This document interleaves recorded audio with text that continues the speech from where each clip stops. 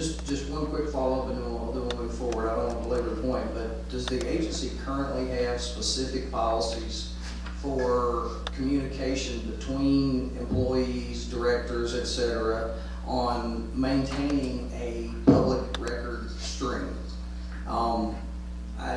Again, without getting into too much detail, I've experienced some FOIAs that were vastly incomplete.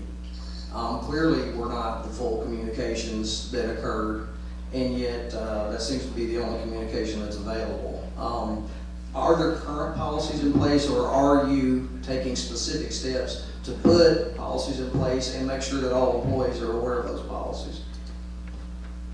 In terms of Bill, the state has a record retention policy which governs which documents must be retained, which are not required to be retained.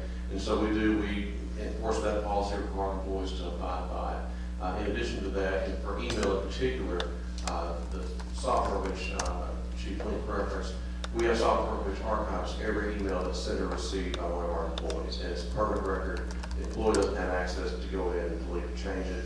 It's a central repository where you can go in and access that. So what's your text messaging policy?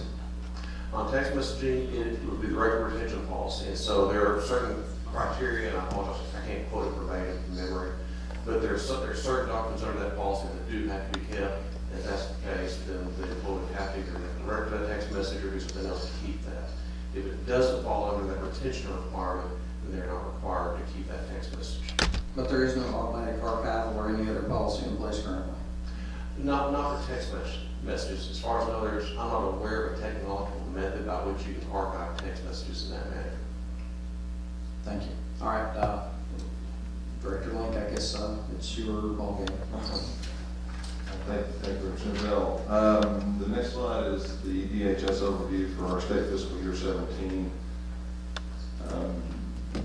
This was allocated to myself as I went to work with the division, the facilities which we manage, and not only manage, but also contract out. We have, of course, the Illinois State-run psychiatric hospital. It's not the only state funded, but the Illinois State-run psychiatric hospital has about 220